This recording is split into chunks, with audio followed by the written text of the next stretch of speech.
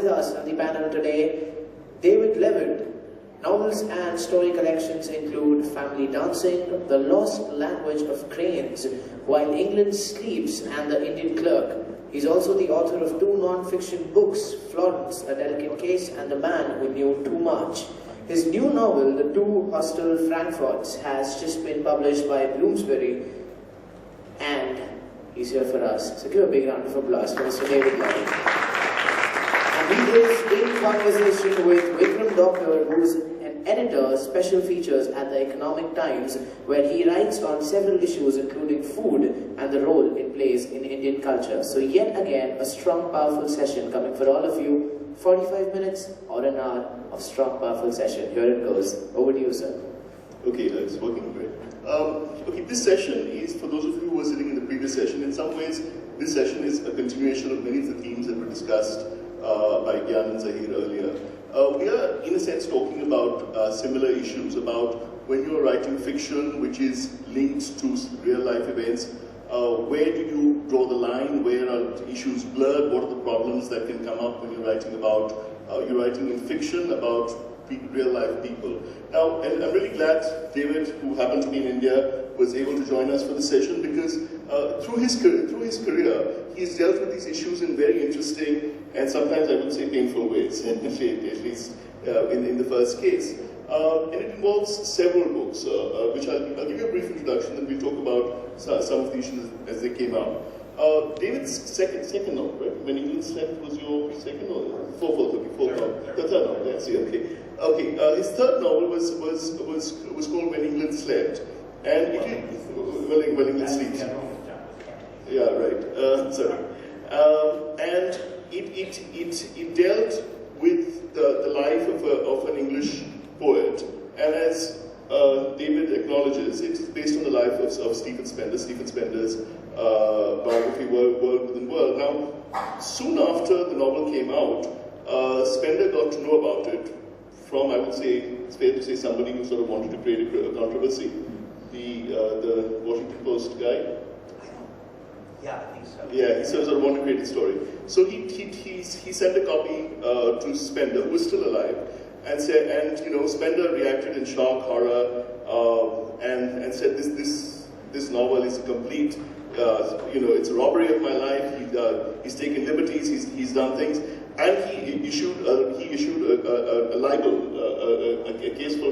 It was actually the case he made was for copyright. For copyright and moral responsibility, choice or something like that. Well, I mean, we can talk about that. What he was technically suing me for was not what he was really thinking about. The claim was for copyright infringement on his memoir, yeah. World Within World, but it really wasn't that. I think he was really much more upset by the way I was using the material, not merely the fact that I was using it. So, I mean, this actually became quite a cause célèbre at that time, because it raised this issue for the first time of really who has a right to their own lives. I mean, if somebody, and Spender's career, I would say more than a poet, was as a memoirist. And, so writing about his memoirs, writing, according to his terms, honestly about his life, was what Spender was all about. So, when he's done it so publicly, did he have a right to get upset when somebody like David took the material that he had written, published, openly, and wrote a fictionalized form of it? So that was the controversy. And I think finally you had to rewrite part of the book and reissue it. And so after that sort of experience, I mean, I think David would have been excused if he never wrote again about anybody living. But in fact, he has, and he's done it brilliantly. The one book that I think a lot of people here will be most familiar with is The Indian Clerk, which is about Ramanujan, the mathematician, and it's about, I would say it's fair to say it's about Ramanujan and Adi, the English mathematician who brought Ramanujan to England. So that was one book. But you've also written non-fiction. You've written a book about Alan Turing. So, and now you're researching a book about the Theosophists and Madame Blavatsky. So, I want to go back to the Spender issue, just to start it off. What did you feel when you got like Spender's sort of really rather long and irate letter that he published? I was very young. I mean, this was 25 years ago, so I was 29 years old, I think. And I was pretty naive in some ways. I had this sort of idea that I could write fiction about anything. And unfortunately, I didn't get very good legal advice from my publisher.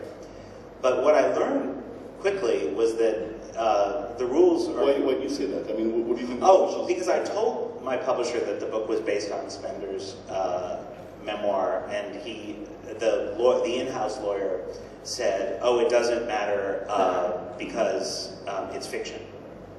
So he didn't even read the book. It was very badly managed. I mean, there were subsequently, I think publishers have become a lot more cautious about these things, in part because of this case. But the thing that I quickly learned is that it's a big, when someone is still alive, it's a completely different situation than when a person has died. All these laws are really designed to protect the living, and the best example of this is Salinger, J.D. Salinger. When Salinger was still alive, he was able to stop virtually every book that was written about him, but the minute he died, it was open season. And the thing that I didn't count on was, it never occurred to me for some reason, probably because I was very young and because I was very naive, that Spender would care. And I think one of the reasons I believe that was that Spender himself, in his memoirs, had written quite, I would say, cattily about a lot of his people he had known.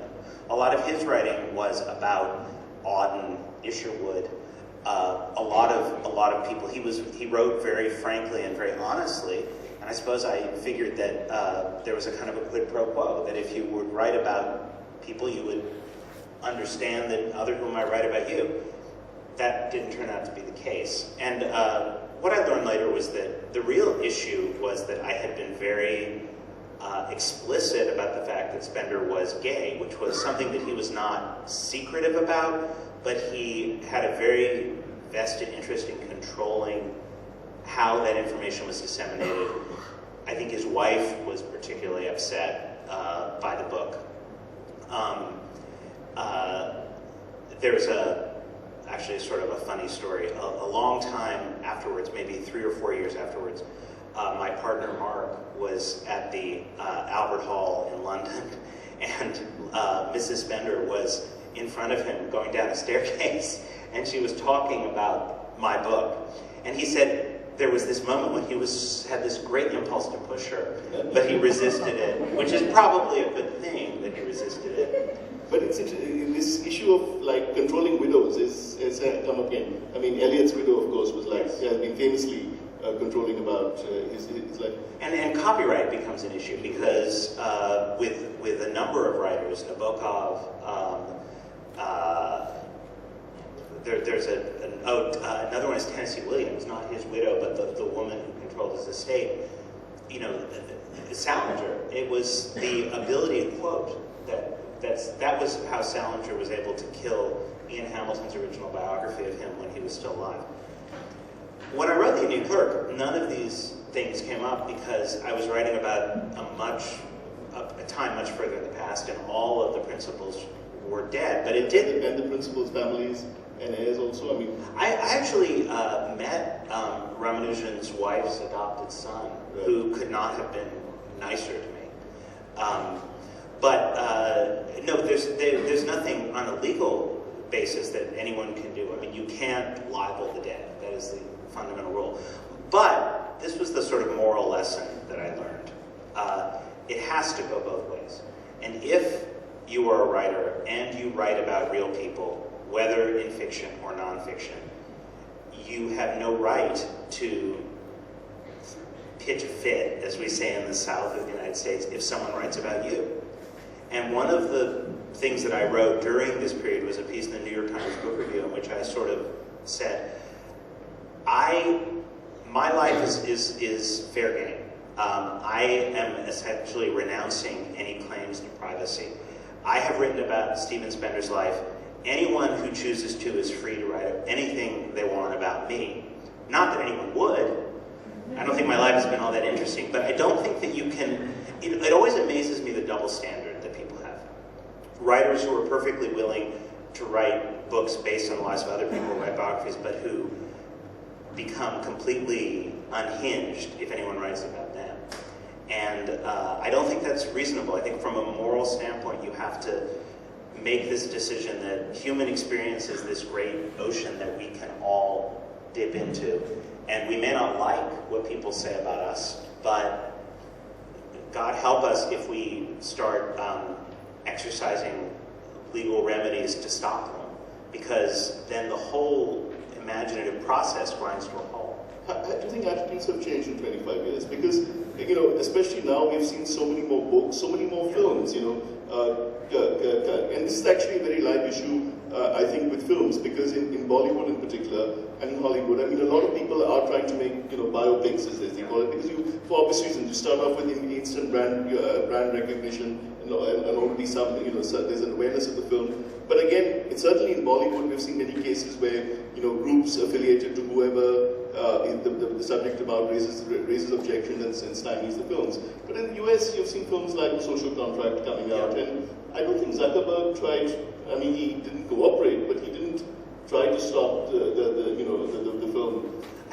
I think he was shrewd enough to know that it wouldn't have been very, very good publicity for him, right, to try to stop it. Also, here's the thing: if you look at the example of, there are two examples that come to mind. One is Salinger, the other is Susan Sontag.